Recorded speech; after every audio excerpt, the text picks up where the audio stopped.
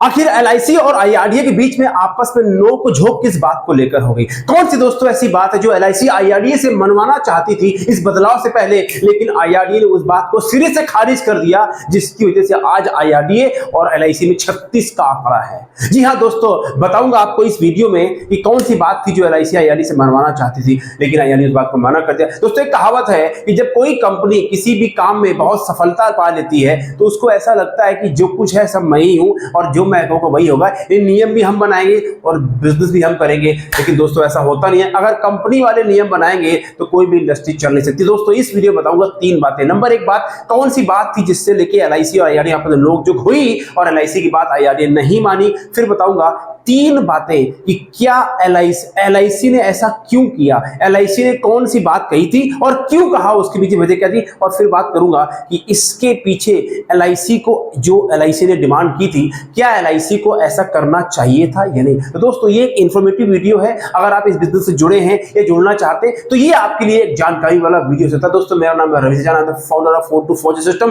भारत में अगले 5 साल में 1 लाख लोगों के जीवन को बदलना है, उनको बीमा एजेंट से फाइनेंशियल डॉक्टर बनना है। कान खोल के सुन लो, बीमा एजेंट नहीं बनना, फाइनेंशियल डॉक्टर बनना है, तभी कुछ उधार होगा। आइए दोस्तों बात करते हैं कौन सी बात थी जो एलआईसी ने आईआरडीए से कहा था। आपको मालूम होगा जून में आईआरडीए ने सभी कंपनियों को कहा था भैया हम ये बदलाव कर देंगे। सबसे मीटिंग हुई थी और ये कहा था कि अक्टूबर तक का समय दे रहे हैं, ठीक है।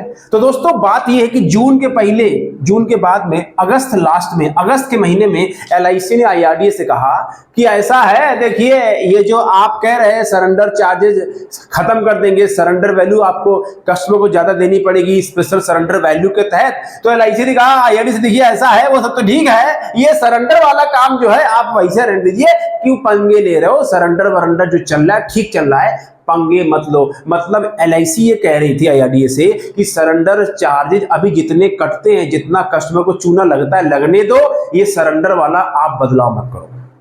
तो आईआरडीए ने कहा नहीं भैया हम जो कर रहे हैं, देवाशीष पांडे जी बहुत बढ़िया आदमी है, सुनते किसी के नहीं है, हम जो कर रहे हैं वो तो करेंगे और हाँ आपको भी करना पड़ेगा क्योंकि आप भी आईआरडीए के अंतर्गत हो। तो एलआईसी के दोस्तों इस बात को आईआरडीए ने खारिज कर दिया, ठीक है। दूसरी बात मैंने वीडियो बनाया था जो एलआईसी ने क्या कहा था, ये अगस्त से एंड की बात है, सितंबर के शुरुआती दौरान में एलआईसी ने आईआरडीए से एक बात और कही थी कि कहा था ठीक है भैया आप नहीं मान रहे हो, बदलाव करोगे तो एक काम करो, जो आपने अक्टूबर में कहा है बदलाव करने के लिए इसमें थोड़ा समय हमको और दे दो। तो भी आईआरडीए ने एलआईसी की बात नहीं मानी, बोला नहीं भैया हमने आपको जून में कहा था और जून में कहा था हम करेंगे तो करेंगे, आपकी तैयारी नहीं है तो गलती किसकी है, आपकी। ये दोनों बातें दोस्तों आईआरडीए एलआईसी की नहीं मानी, जिसकी वजह से बात दिखती नहीं है लेकिन कहीं ना कहीं 36 का आंकड़ा है, वो अनबन है, वो मनबन है जो दिखती नहीं है। अब सवाल ये है कि दोनों बातें आईआरडीए एलआईसी की मना कर दी हैं, 36 का आंकड़ा अगर हो भी गया है तो बात यह है कि एलआईसी ने 3 कारण क्यों एलआईसी ने कहा आईआरडीए से कि जो सरेंडर वैल्यू कस्टमर को, जो सरेंडर चार्ज कस्टमर को लगते हैं वो लगने दो, पंगे मत लो। देखिए बहुत गहराई से बात समझिए, मैं जो असलियत है उसके बारे में बात कर रहा हूं। कुछ लोगों को बात एक कड़वी लगेगी लेकिन बोल रहा हूं क्योंकि जरूरी है। उसके पहले मेरी सेल्स का सिकंदर किताब आपको पढ़ना चाहिए। क्या करना है उसके लिए, नीचे एक फॉर्म है उसको भर दीजिए, ईमेल आता है, ठीक है। जब भरेंगे ईमेल आएगा 2-3 घंटे बाद में और आपको वो किताब मिल जाएगी, ठीक है। पहला कारण एलआईसी क्यों चाहती थी कि सरेंडर वैल्यू ना बढ़े, मतलब कस्टमर के जो पैसे कट रहे कटते रहे, उसका दोस्तों रीजन है प्रॉफिट। और एज ए कंपनी कोई इसमें बुरी बात नहीं है, हर कंपनी प्रॉफिट कमाना चाहती है, लेकिन प्रॉफिट कमाना है किस कीमत पे कमाना है ये अपना अपना सिद्धांत की बात है। देखिए अभी क्या होता है, जो एलआईसी की पॉलिसी होती है, ज्यादा करके एलआईसी का जो बिजनेस आता है वो ट्रेडिशनल पॉलिसी में आता है या यूलिप में आता है। टर्म प्लान एलआईसी बहुत कम बिकता है, ठीक है। तो 1 से लेके 5 साल तक ही ज्यादा करके पॉलिसी लोग बंद कराते हैं, सरेंडर कराते हैं, ये भी ध्यान रखना, एलआईसी की बात कर रहा हूं। और सबसे ज्यादा पॉलिसी सरेंडर एलआईसी की होती है, ठीक है ना। अब देखिए होता क्या है, सिचुएशन को समझो बहुत ध्यान से। पॉलिसी बेची एजेंट ने, आप लोगों ने मेहनत करी, कस्टमर आप लाए, धक्के आपने खाए, एजेंट के नखरे, कस्टमर के नखरे एजेंट ने खाए। अच्छा एलआईसी मान लीजिए पॉलिसी चली 2 साल, अब 2 साल बाद कस्टमर ने पॉलिसी बंद करा दी, तो एलआईसी अब क्योंकि सरेंडर चार्जेस ज्यादा लगते हैं, कस्टमर पैसे कम मिलता है तो कस्टमर के पैसे कट के पैसे दे दिए एलआईसी ने, सरेंडर चार्ज रख लिए। नुकसान किसका हुआ? सबसे पहला नुकसान एजेंट का हुआ, क्योंकि आने वाले जो टाइम में उसको पैसा मिलना था कमीशन, वो तो बंद हो गया, उसकी सारी मेहनत पानी में चली गई। नुकसान किस? दूसरा नुकसान क्या हुआ? कस्टमर का, उसके सरेंडर चार्जेस कट गए। तो फायदा किसका हुआ? सिर्फ और सिर्फ एलआईसी को, जिसने कस्टमर का जो है एजेंट को कमीशन दे दिया पहले साल, आगे पॉलिसी बंद और एलआईसी ने सरेंडर चार्जेस काट लिए, तो नुकसान कस्टमर का भी है, एजेंट का भी है। ये बात एलआईसी को अखर रही थी, इसीलिए एलआईसी ने कहा भैया ऐसा करो, जो चल रहा है चलने दो, पंगे मत लो। लेकिन आईआरडीए ने कहा नहीं, हम तो पंगे लेंगे। तो पहला कारण था एलआईसी को अपने प्रॉफिट में नुकसान दिख रहा था। ओके, ये रीजन था। दूसरा कारण क्या है, क्यों एलआईसी ने आईआरडीए से कहा कि पंगे मत लो, जो चल रहा है वो चलने दो? उसका कारण है बदलाव से डर। देखिए, कोई भी कंपनी जब किसी भी सेक्टर में बहुत आगे होती है और उसका सिक्का चल रहा होता है, तो हर कोई चाहता है बदलाव ना हो। अब दूर की सोच है नहीं, तो सब कुछ जब ठीक चल रहा है, भाई आदमी कब बदलता है? जब उसको कोई दर्द हो, पेन हो, या उसको गेन करने का नशा हो, जिसको ग्रो करना हो, या कोई दर्द हो। अब एलआईसी को दर्द कोई है नहीं यार, हर साल कंपनी की प्रॉफिटेबिलिटी बढ़ रही है, प्रीमियम बढ़ रहा है, सरकार से वाहवाही मिल रही है, सब खुश है। लेकिन दर्द इनको नहीं है। दर्द किसको है? एजेंट को, कस्टमर को है। एजेंट को वो सर्विस नहीं मिल रही है, एजेंट को सपोर्ट नहीं मिल रहा, और कस्टमर को भी वो सपोर्ट नहीं मिल रहा जो चाहिए। तो प्रॉफिट तो बढ़ रहा है क्योंकि पॉलिसी एजेंट बेच रहा, नाम बिक चुका है, वो सब हो रहा है, लेकिन जो दर्द है वो इनको नहीं दिख रहा।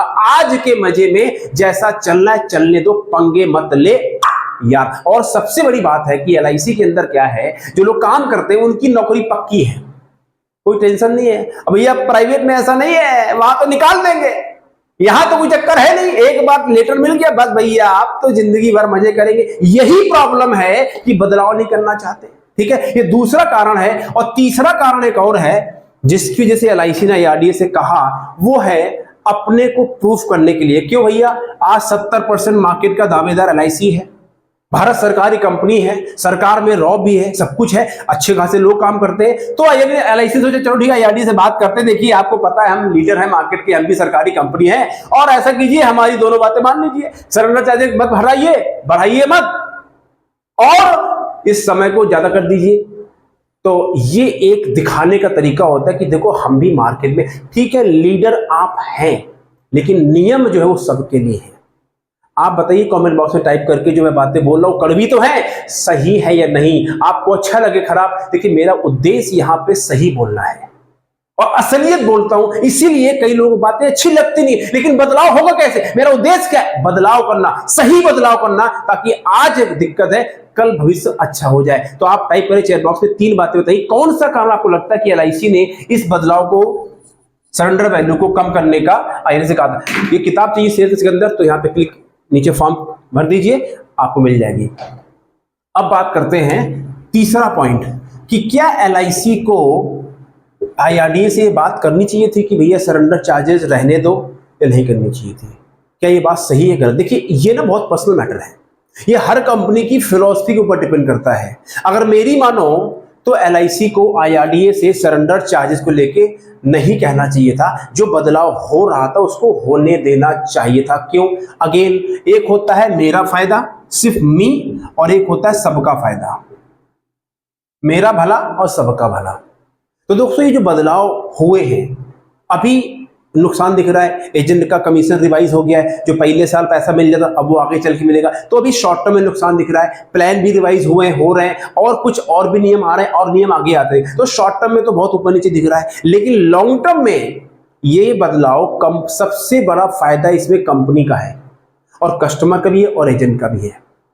क्यों? क्योंकि जब अब नए जो प्लान आ रहे हैं वो रिवाइज प्लान है, कस्टमर सरेंडर पॉलिसी जल्दी पुली कराएगा नहीं, कि वो लेगा, समझ के लेगा, सोच के लेगा। अब टर्म प्लान दबा के बिक रहे हैं, बिकेंगे, ठीक है। यूलिप पॉलिसी है, मार्केट बिक रही, यूलिप पॉलिसी जल्दी पुली कस्टमर सरेंडर कराता नहीं है, कमीशन कम मिलता है लेकिन सरेंडर नहीं कराता, ठीक है।